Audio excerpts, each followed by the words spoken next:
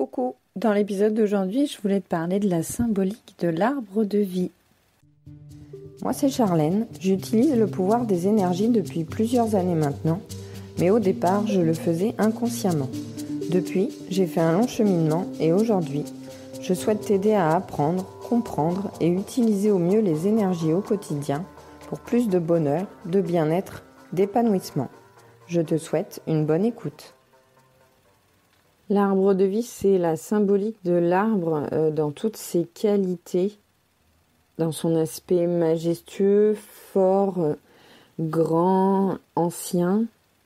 Et cet arbre de vie il représente beaucoup de choses, il a de nombreuses symboliques. Donc je vais t'en partager quelques-unes aujourd'hui. Je ne sais pas si j'ai fait le tour honnêtement parce que je pense qu'il en a certainement d'autres.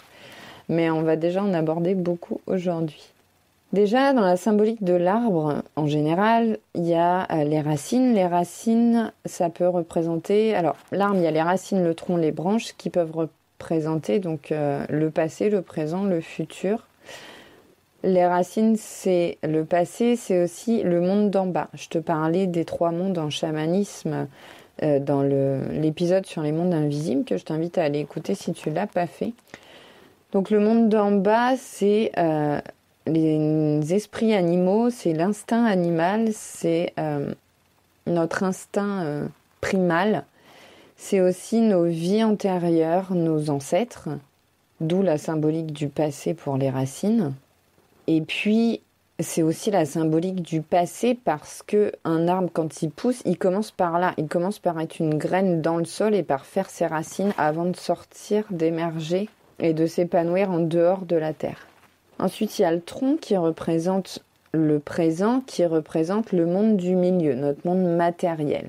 C'est la vie entre le monde d'en bas et le monde d'en haut, c'est ce qui relie les deux. Le tronc, il connecte les racines aux branches. C'est aussi le symbole du chemin de vie, c'est-à-dire que l'arbre, il commence par ses racines, il sort du sol, il forme son tronc, et ensuite, il épanouit son feuillage vers le ciel. Donc c'est un chemin vers le ciel et aussi c'est une symbolique du chemin de vie, le tronc, parce que quand on coupe un tronc, on a des cercles et en fait au plus l'arbre vieillit, au plus il forme des cercles et ces cercles s'étendent et quand on coupe un arbre, on voit tous ces cercles. Donc c'est un peu comme lire les lignes de la main où on voit tout ce qu'il a traversé, toutes ces différentes vies, ces différentes phases et sa longévité dans ce tronc. Donc c'est aussi ça, ça symbolise le chemin de vie. Et puis les branches, c'est le futur, c'est le monde d'en haut, c'est la spiritualité. Et puis ces branches, elles symbolisent notre expansion, nos objectifs. Le fait de s'étirer vers le ciel, c'est aussi dépasser ses limites, aller au-delà, sortir de sa zone de confort, c'est s'épanouir, c'est nos accomplissements, nos réussites. On pourrait dire que les racines, c'est le bagage avec lequel on part, c'est-à-dire notre environnement social, familial, notre éducation, mais aussi notre génétique, notre karma de nos vies antérieures. Ensuite, il y a le tronc qui symbolise nos connaissances, notre savoir, nos compétences, ce qu'on a appris, nos expériences. Et puis, les branches et les feuilles... c'est comme nos buts, nos envies, tout ce qui forme notre vie, tout ce qui gravite aussi autour de nous, nos passions, notre métier, nos relations. Donc l'arbre de vie, c'est aussi un symbole de développement personnel. Au fur et à mesure qu'il grandit, il se renforce, il s'épanouit, il s'étend.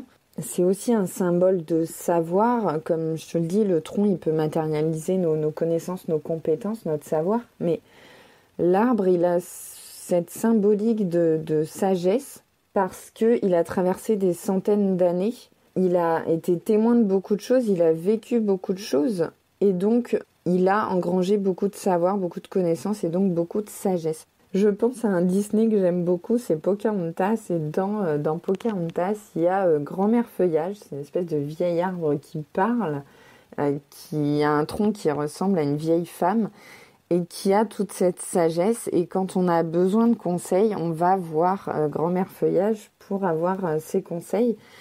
C'est tout à fait cette symbolique-là. Et je pense que la symbolique de la sagesse de l'arbre, elle doit être reprise dans beaucoup de contes, beaucoup d'histoires. Là, c'est Pocahontas qui me vient, mais je suis sûre qu'il y a d'autres exemples. On peut penser aux Ents aussi dans Le Seigneur des Anneaux. L'arbre et l'arbre de vie, c'est aussi une symbolique de force et de stabilité. L'arbre, il est bien ancré dans la terre, il est stable, il est fort au fur et à mesure qu'il grandit. Il y a des arbres qui peuvent avoir des troncs avec un diamètre énorme.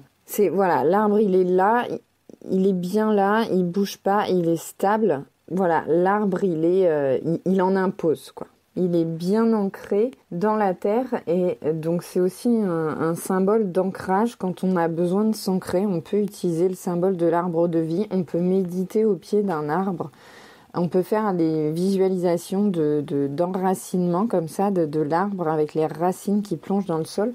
Donc l'arbre de vie et cette symbolique, elle peut être utilisée dans beaucoup de domaines en spiritualité et on peut développer beaucoup de choses grâce à cette symbolique-là. L'arbre de vie, c'est aussi le symbole donc de la spiritualité. Je te le disais, les branches, c'est le monde d'en haut, c'est la spiritualité, c'est la connexion avec le ciel, avec le cosmos. Et l'arbre, il recherche la lumière. Mais la lumière, la symbolique de la lumière, c'est pas seulement la lumière du soleil, la lumière du jour. C'est aussi cette lumière, c'est cette prise de conscience, ces connaissances supérieures. L'arbre, c'est aussi la symbolique de l'adaptation. Ça rejoint aussi la symbolique du développement personnel.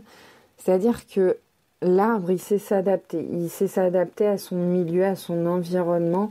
J'ai l'image de ces arbres qui poussent à même le flanc de la montagne, alors qu'il y a peu de terre, c'est que de la roche, et ils arrivent à pousser là quand même. Ils arrivent à optimiser les ressources qui sont à leur disposition.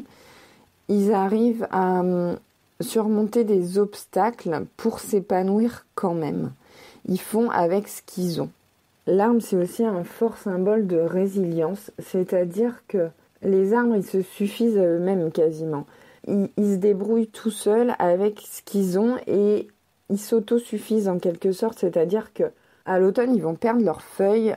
Les feuilles vont tomber au sol, ça va faire comme une couverture pour protéger leurs racines du froid. Ces feuilles, elles vont aussi se décomposer, créer de l'humus, créer de l'engrais pour les nourrir, pour qu'ils repartent de plus belle au printemps. Donc c'est comme le symbole du phénix qui renaît de ses cendres. L'arbre, il renaît de ses feuilles mortes. Grâce à ces feuilles mortes, il repart. C'est aussi la symbolique des cycles, des saisons, mais la symbolique du cycle de la naissance, la vie, l'épanouissement, la mort et la renaissance. On repart pour un nouveau cycle. Donc c'est aussi c'est symbolique de la vie. Donc forcément l'arbre de vie, c'est symbolique de vie, c'est symbolique d'immortalité, c'est symbolique de renaissance, c'est symbolique de fertilité. L'arbre, il produit des fruits, des graines qui vont tomber, qui vont produire de nouveaux arbres. Et c'est un cycle en permanence. Et cet arbre de vie, il symbolise la vie, non seulement parce qu'il renaît à chaque fois et il est comme immortel, mais il abrite la vie, il donne la vie. Ces feuilles vont permettre de nourrir des petits insectes, des petites bactéries, des micro-organismes qui se trouvent dans la terre, qui vont se nourrir de ces feuilles. Il va former des fruits qui vont eux-mêmes nourrir des oiseaux. Il abrite aussi dans ses racines des terriers de petits mammifères, dans son tronc et ses branches des nids d'oiseaux. Enfin, il abrite la vie, c'est aussi un refuge. C'est la protection aussi, l'arbre. C'est symbole de protection. Donc c'est un peu comme un gardien de la vie, un garant de cette continuité de vie. Et puis il ne faut pas oublier aussi que l'arbre, il capte le CO2 pour rejeter dans l'air de l'oxygène. Et l'oxygène, c'est ce grâce à quoi on vit. On a besoin d'oxygène quand on respire. On a besoin, nous, d'oxygène pour vivre. Et tous les mammifères. Et donc l'arbre, il donne ça. Donc il donne la vie dans plein de sens différents.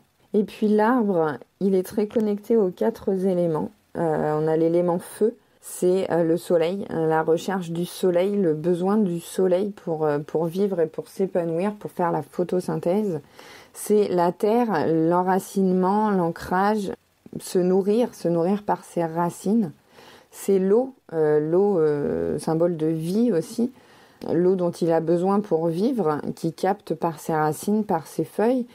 Et puis, il est connecté à l'élément air, évidemment, avec ses branches qui touchent le ciel et qui s'épanouissent dans le ciel, dans l'air. Donc, il est connecté à tous les 4 éléments. Donc, en magie, en développement personnel et spirituel, le symbole de l'arbre de vie, on peut l'utiliser pour travailler beaucoup de choses. C'est un peu le symbole multifonction, quoi. On peut l'utiliser pour travailler des tas de choses. Et si tu trouves d'autres significations à l'arbre de vie, je t'invite à me les partager, soit en message privé via mon compte Instagram, soit par mail. Je te remets les infos pour me contacter dans la barre de description. Tu peux bien sûr, si cet épisode t'a plu, t'abonner au podcast, le noter avec 5 étoiles pour le faire découvrir à d'autres personnes. Tu peux me suivre sur Instagram. Voilà, je crois que j'ai fait à peu près le tour. Moi, je te dis à dimanche prochain et je te fais plein de bisous.